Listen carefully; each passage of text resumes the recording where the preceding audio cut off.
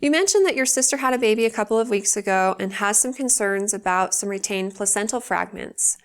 The biggest risk for postpartum hemorrhage exists in the first hour after delivery. And the risk goes down as each hour passes, but it actually does still exist for up to 3 months after the baby's born. In the hours following delivery, the reason for hemorrhage is most commonly uterine atony, which is basically a uterus that doesn't want to do its job. It's tired and plum-tuckered.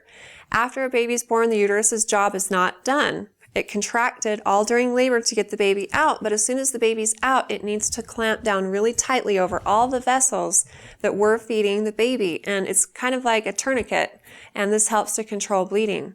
If this process doesn't happen, then the mother will hemorrhage. So this is the first thing we always consider if a mother is bleeding too much after having a baby.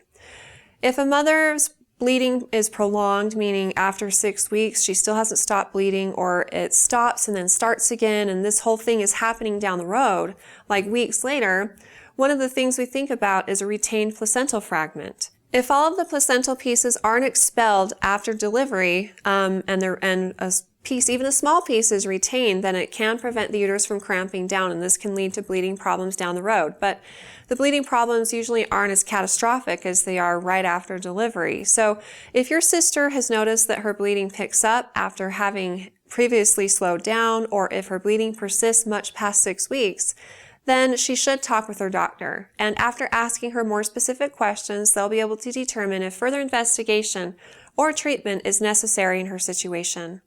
Good luck to both of you, and if either of you have more questions in the future, please feel free to ask them on our Facebook page at facebook.com/Intermountain Moms, and recommend us to your friends and family too.